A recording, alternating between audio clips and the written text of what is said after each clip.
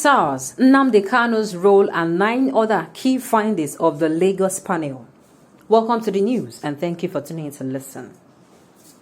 On the 9th of October 2020, thousands of young Nigerians gathered at Lekki Tollgate in continuance of demonstration against decades of police brutality in Africa's most populous nation. The historic protest, which has swept through the country for about 2 weeks, was metamorphosing into a youth movement against bad governance that had become of the government of the day.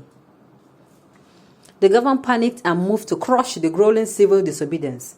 A curfew was abruptly declared. Lights put out at the Lekki venue, and soldiers moved in, armed with war-grade weapons on harmless protesters sitting on the floor, waving the Nigerian flag and singing the national anthem. Much wailing ensued, blood flowed. Troops of the Military Intelligence Brigade, 81 Division, Victoria Island have wreaked carnage on hapless protesters. The President Muhammad Buhari regime has spent much effort denying any casualty from the attack. Nigerian celebrity DJ Switch, Amnesty International, CNN, and other human rights organizations have been harassed and hounded for daring to prove that the Nigerian government committed mass murder of its own youth. Information Minister Lai Mohammed led a barrage of attacks on witnesses and survivors. Now, just a year after, the jury is out on what actually transpired on that fateful night.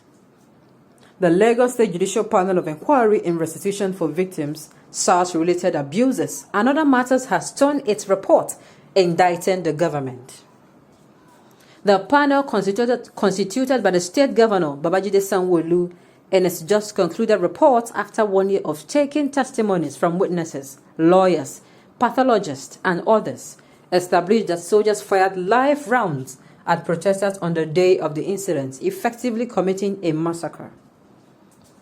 The panel found that the firing of live bullets by the army at genuine protesters at the Lekki Tollgate on October 20th, 2020 resulted in grievous injuries and loss of lives of the protesters.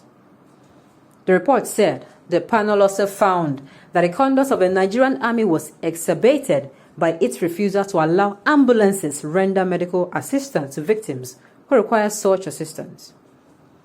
People Gazette highlights other key findings in the report by the Lagos State panel, which was submitted to the state government on Monday. 1. The killing of unarmed protesters was a massacre. Although many, including Mr. Mohammed, condemned the word massacre, which was initially used to describe the incident, the panel have taken testimonies from concerned parties established it was indeed a massacre. The atrocious maiming and killing of unarmed, helpless and non-resistant protesters while sitting on the floor and waving the Nigerian flags, while singing the national anthem, can be equated to a massacre in context, the panel affirmed. 2. Police complicit in the massacre. Facts also emerged that operatives of the Lagos State Police Command, who were also deployed to the protest ground, threatened, brutalized, and injured protesters, as well as killing at least a protester around the toll gate. After the Nigerian army left, the Nigerian Police Force, NPF, followed up with the killing of the protesters, shooting directly at fleeing protesters into the shanties and the lagoon at Lekki Phase 1 foreshore, close to the Lekki Tollgate, floating corpse and one shot close to Sarah Ibrahim, the report stated. 3. The Nigerian army took corpses away to suppress evidence. Contrary to the reports of the Nigerian army headquarters denying its involvement in the massacre, panel findings revealed how the army cleaned up the crime scene to conceal the murders. One of the protesters who was shot and taken for dead, Olaleko Sanusi, eventually escaped, narrating his ordeal and experience, stated that at least 11 corpses were in the van, where he had been put in and presumed dead. Deborah Yuko also testified that she saw 7 bodies being put in the military truck at the Lekki Tollgate. Both sets of evidence were uncontroverted. This is, however, contrary to a report by a forensic pathologist of Lagos State Teaching University, John Obafunwa, who presented autopsy reports on 99 bodies and claimed that 3 of the bodies were from Lekki Tollgate massacre. The panel finds that difficulty in identifying the corpses could have been avoided had Lagos State government provided timely and adequate funding to conduct DNA tests, as was done in the cases of Dana air crash and synagogue church building collapse, the report affirmed. Mr. Sanwo-Olu invited Nigerian army. There have also been controversies surrounding the presence of a Nigerian army after the state governor repeatedly denied instigating the killing of protesters by inviting the army personnel. He had also stated that he lacked the powers over the military force. But the panel confirmed that Mr. Sanwo-Olu invited the army to the scene of a protest ground. The panel found that there was an invitation of the Nigerian army to Lagos State made by the Lagos State government through the governor.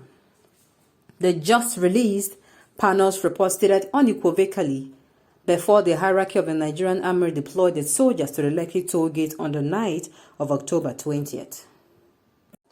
Victims were denied medical attention. Protesters who sustained life-threatening injuries from the shootings were denied immediate medical care, which sped up their deaths. The soldiers turned back ambulances that were invited to render first aid and assistance to render first aid to the wounded protesters, the reports by Lagos Judicial Panel stated. The protest was not hijacked by hoodlums as claimed. Several claims by the state government and the Nigerian army has said the protest was hijacked by hoodlums and protesters pelting soldiers with stones and bottles. But findings by the panel corroborated those of a rights organization and media outlets that the protest was peaceful until the army arrived. Brigadier General Taiwo stated that once the protest goes past 2 to 3 days, it will be hijacked by hoodlums. The panel found that this proposition was not substantiated. The Endsars protest at Lekki Tollgate in particular was peaceful and orderly, was not hijacked by hoodlums, the panel said. Lesemu's role in massacre.